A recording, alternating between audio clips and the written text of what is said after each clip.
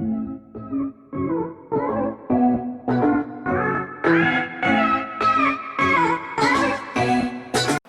You all. जी आप सभी का स्वागत है IQ जंक्शन में। तो आज हम बहुत इंपॉर्टेंट टॉपिक डिस्कस करने वाले हैं, चाइना के टेलीकॉम सर्विस जो यूएसए में सेटअप है। जी हाँ, FCC ने उनकी जो लाइसेंस है उसे कैंसिल कर दी है, की नहीं है, करने जा रहे हैं। तो उन्होंने चाइना के जो टेलीकॉम सर्विस है उन्होंने कुछ फाइल किया है। उन्होंने FCC को रिक्वेस्ट किया कि हमारी जो एबिलिटी है यूएस में ऑपरेट करने की उसे कैंसिल ना की जाए on the basis of war between USA and China. तो चलिए जानेंगे इसे ब्रीफली हम।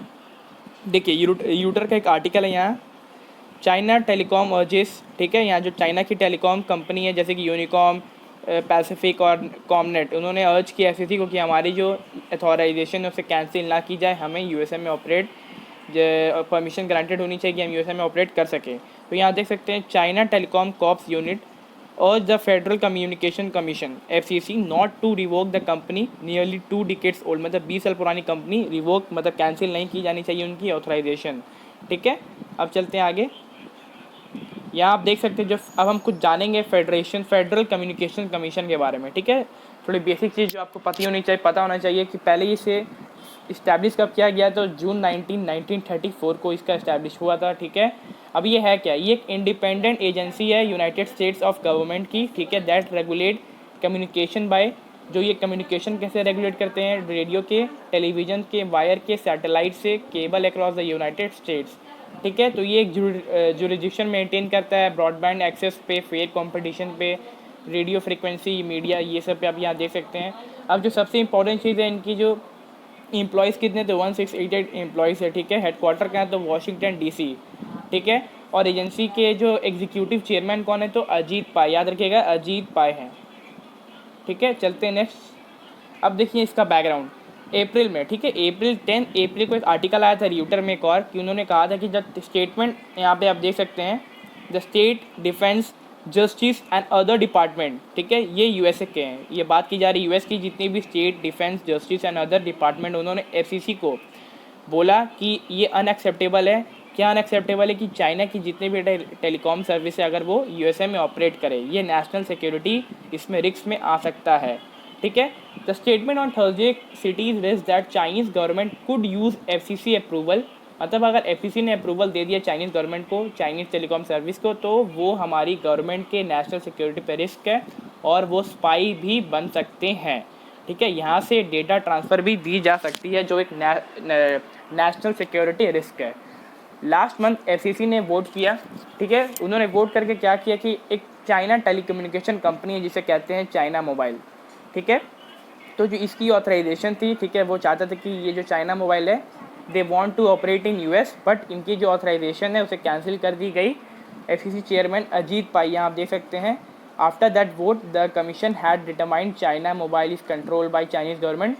थोड़ी इस पर आप कह सकते हैं कि डिटेल रिसर्च हुई, और डिटेल रिसर्च से ये पता चला कि ये जो चाइना मोबाइल है वो चाइनीज़ गवर्नमेंट के अंदर आता है, चाइनीज़ गवर्नमेंट इसे कंट्रोल करती है। तो FCC ने इस पर बैन लगा दिया, बार्ड कर दिया कि वे ये US में ऑपरेट नहीं कर सकती है। ये चाइना मोबाइल के बारे में मैं आपको बता रहा हूँ, ठीक है, ये अप्रैल में आया था।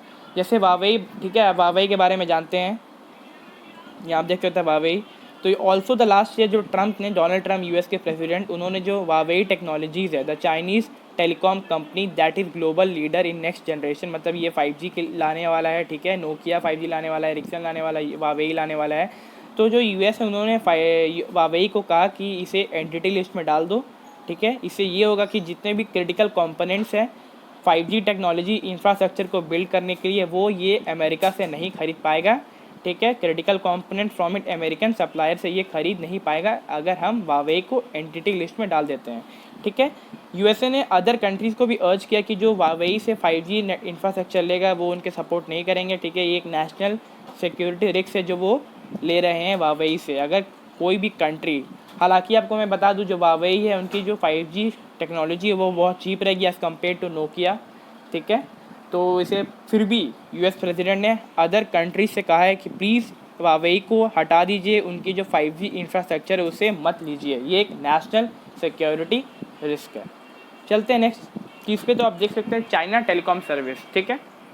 अब जैसे कि मैंने आपको बताया कि कैसे उन्होंने अर्ज किया है, एक फ़ाइल की है FCC के अंदर, कहा है कि हमारी जो ऑथराइजेशन है उसे कैंसिल ना की जाए, ठीक है। The filing late Monday came after the US justice department, यहाँ देख सकते हैं जितने भी यूएस के डिपार्टमेंट से एजेंसी, उन्होंने एफसीसी को बोला कि रिवोक करिए, इनकी जो ऑथराइजेशन है उसे कैंसिल करिए। ठीक है, ये यूएसए में ऑपरेट नहीं करने चाहिए क्योंकि एक नेशनल सिक्योरिटी रिस्क है, क्योंकि ये पीपल्स रिपब्लिक ऑफ चाइना के डायरेक्टली अंडर कंट्रोल आते हैं। कौन? China telecom service. ठीक है, तो ये आपका था। उसके बाद आप देख सकते हैं कि ये जो क्लेम्स है, उन्होंने ये चाइना की जो टेलीकॉम सर्विस, उन्होंने कहा ना ये जो क्लेम्स है वो अनफाउंडेड है, मतलब सब गलत है, अपने से बनाए सेटअप चार्जेस है। यहाँ आप देख सकते हैं China telecom filing called government claims unfounded. ठीक है, सब गलत है। And argued FCC should not revoke it right to operate the United States based story and foreign policy. मतलब उन्होंने कहा कि जो एफसीसी है उनकी ऑथराइजेशन को कैंसिल नहीं कर सकता क्योंकि जितने भी गवर्नमेंट के क्लेम्स हैं उन पे वो सब अनफाउंडेड है। ठीक है, कुछ प्रूफ नहीं किए गए हैं अभी तक, वो सब अनफाउंडेड है। उन्होंने कहा कि on based of foreign policy उन्हें ऑपरेट करने की परमिशन दी जानी चाहिए। ठीक है, चाइना यूनिकॉम जो अमेरिका में है, ठीक है, इन जून 1, यहाँ आप देख सकते हैं चाइना की जो टेलीकॉम सर्विस है यूनिकॉम, इन जून 1 उन्होंने भी फाइल किया। कहा कि जो 2 डिकेड ट्रैक रिकॉर्ड, हमारी जो ट्रैक रिकॉर्ड है 20 साल पुरानी, आप उसे देख सकते हैं हमने कितनी कंट्रीब्यूट की है यूएसए में।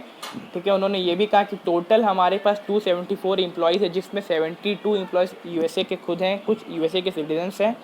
ठीक है, यहाँ आप देख सकते हैं FCC regulatory obligation and demonstrated willingness to cooperate, और उन्होंने कहा कि हम यूएस के साथ काम करना चाहते हैं, प्लीज़ हमारी ऑथराइजेशन को कैंसिल ना की जाए। ठीक है, उसके बाद जो पैसिफिक है कॉमनेट, उन्होंने भी कहा कि neither the company has been asked, उन्होंने कहा कि चाइनीज़ गवर्नमेंट ना उनसे कुछ पूछा है ना उनसे कुछ करने को कहा है, वो चाहते हैं कि वो यूएस में ऑपरेट करे। कौन चाहते हैं? तो ये जितने भी चाइना के टेलीकॉम सर्विस हैं, ठीक है, वो चाइनीज़ गवर्नमेंट के अंडर कंट्रोल में नहीं है, उन्होंने ये कहा। अब यहाँ देख सकते हैं एफसीसी का स्टेटमेंट आया। एफसीसी के जो चेयरमैन कौन है? तो मैं आपको बता दूँ, अजीत पाई। ये अजीत पाई उन्होंने कहा, FCC chairman Ajit Pai said in the April the agency have deep concern. ठीक है, उन्होंने कहा हम आपके लिए बहुत डीप कंसर्न है, ठीक है, about this company vulnerability to exploitation, influence and the control of Chinese communist party. ठीक है, उन्होंने कहा FCC chairman Ajit Pai said in the April agency that he had deep concern about this company's vulnerability to exploitation, influence and control of the Chinese Communist Party। अगर आपको video अच्छा लगे तो please like करिए, सब्सक्राइब करिए और शेयर करिए और बेल आइकन ज़रूर दबाइएगा। मिलते हैं